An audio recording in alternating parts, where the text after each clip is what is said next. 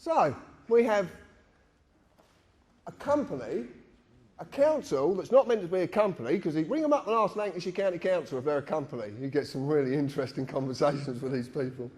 We're not a company, but you've got a registration number. And it's got 666 in it. What's going on?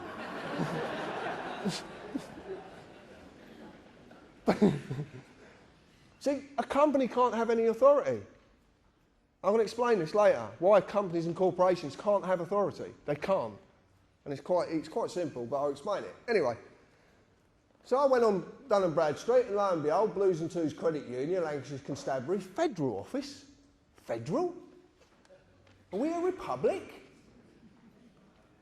I presume, I always understand we're a sovereign nation. Or are we? Or have we been a republic for a lot longer than we could possibly imagine? But I'm not going to talk about that now. I'm bringing a book out and just get you to buy it, that's all. Right. This comes to us as well, which is fascinating. Devon and Cornwall Police. Devon and Cornwall Police have been taken over by a company called South West One. A police force, a whole county police force, is being taken over by a private company. South West One is part of a group of companies whose ultimate parent company is IBM. Oh, you know about IBM. Right, I don't have to say anything. And this is a police constabulary. A public service paid for by taxpayers' money, well, supposedly, who only have any form of authority because they hold individual oaths. This is what I talked about with the police. The police service as a whole doesn't hold an oath because it can't. It has to be every man and woman in that service. If it's for me, I'm busy. I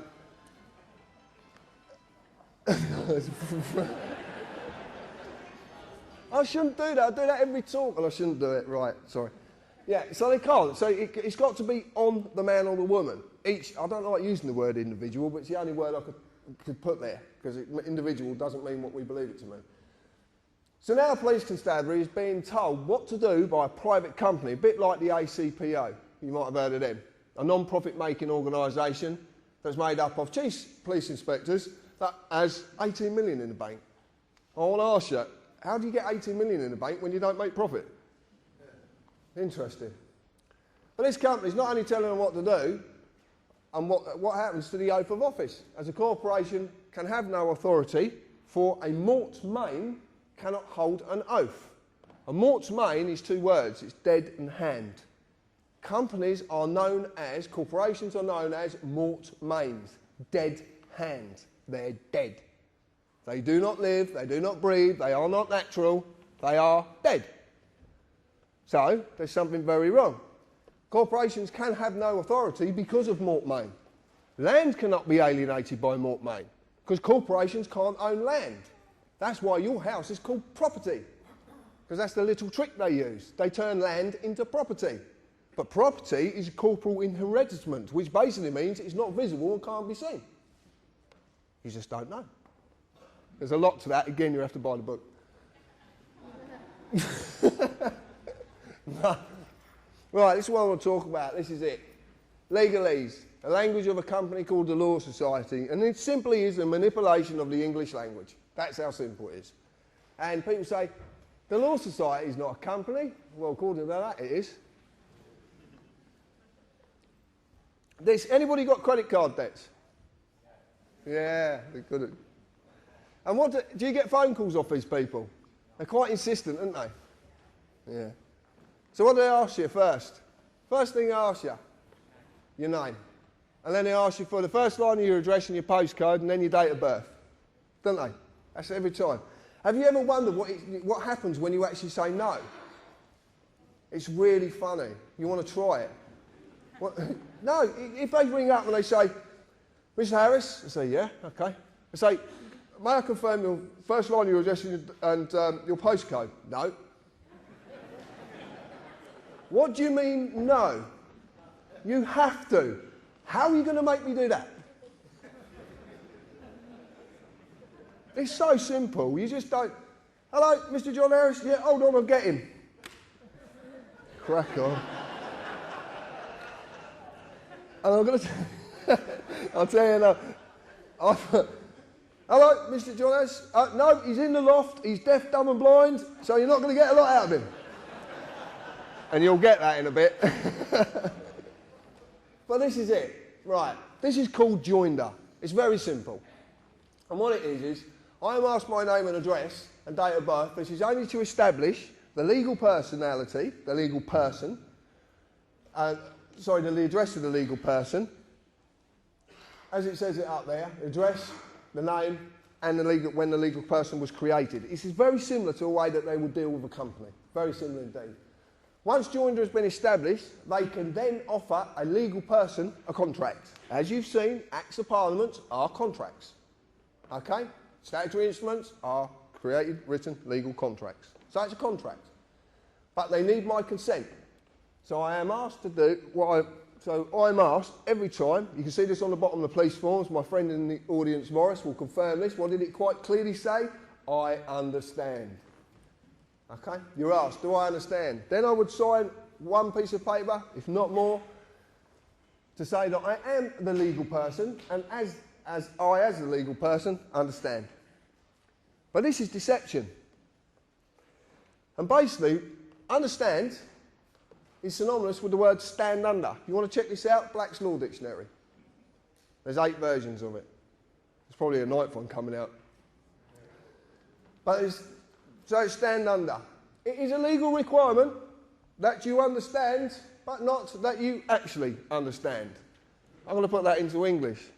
It's a legal requirement that you stand under their authority, but it's not a legal requirement that you actually fucking comprehend what's going on.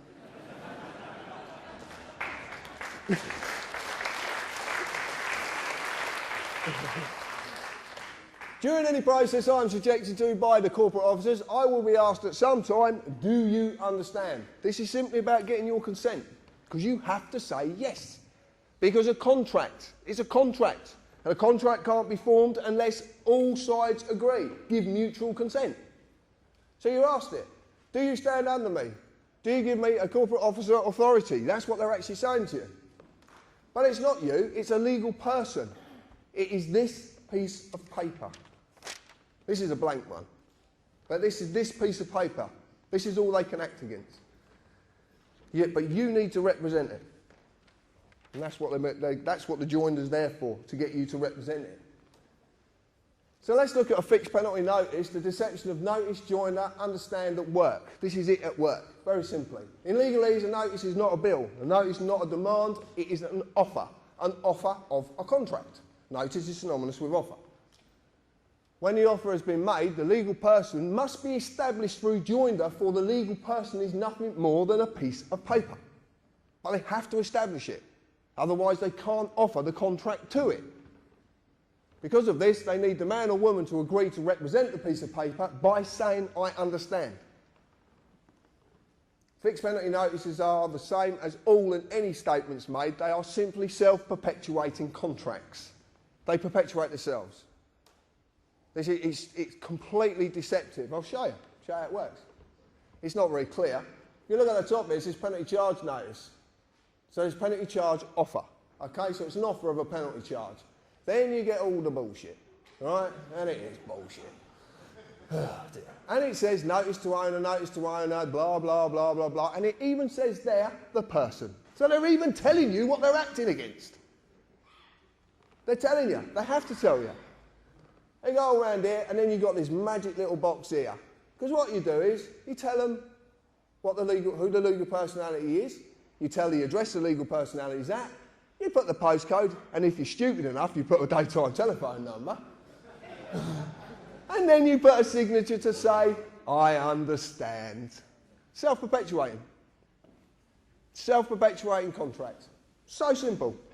An arrest, if you make a statement to the police, is exactly the same. It's a self-perpetuating contract. You just don't know you're doing it. This is a bit of fun more than anything, but we got a problem with this because we think Val's suffering with something because you can't actually sign a signature 3 times the same. Because half these people don't even exist. I don't know if you know this, but this is a trick of the corporate world. I had a letter come through, well, not to me, to someone else, from a company, a solicitor's called H Legal. And the signature said, H Legal. So I'm going to ring them up and say, can I speak to H Legal, please?